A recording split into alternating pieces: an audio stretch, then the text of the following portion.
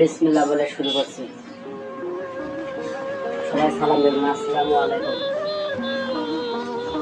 এখন দেখা যাচ্ছে দেশে যে জাতীয় সঙ্গীত নিয়ে অনেকেই মন্তব্য করতেছে যে শেষ করার কথা ঠিক আছে। আবার দেখা যাচ্ছে পতাকা নিয়ে কি হয়েছে, পতাকা তৈরি করছে হিন্দুরা, মানে বিধর্মী। আবার দেখা যাচ্ছে জাতীয় সঙ্গীতটা তৈরি করছে বিধর্মী। বিধর্মী যদি সবাই ছিল তখন আপনারা করেছিলেন, যুদ্ধের সময় আপনারা কোথায় ছিলেন? আমাদের এই ইসলামী ধর্মের তখন কোথায় ছিল এখন?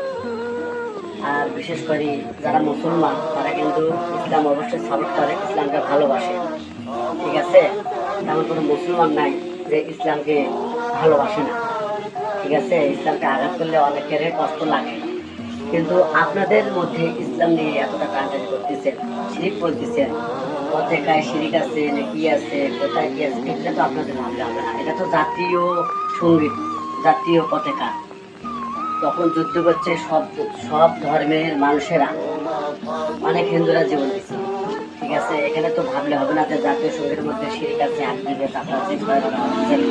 তাহলে আপনারা বলেন তো, আপনারা আমরা এই মোবাইলগুলো চালাতেছি, ইউটিউব, ফেসবুক, যত এগুলো দেখতেছেন, ভিভো মিভো, মানে যে এগুলো আছে, এগুলো কারা তৈরি করছে? কোন মুসলমানের তৈরি করছে? কয়জন তৈরি করছে? সব জায়গাতে ইসলাম ঢুকিয়ে দিলে হবে না। আমরা সবাই ইসলামকে ভালোবাসি, ঠিক আছে।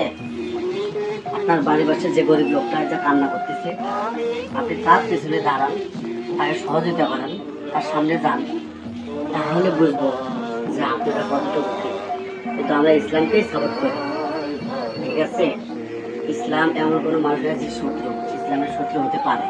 ইসলাম নিয়ে বেশি বেয়াদবি করলে তার অবস্থা টাইট হয়ে যাবে, এটা আমরা জানি, ঠিক আছে। আসসালামু আলাইকুম।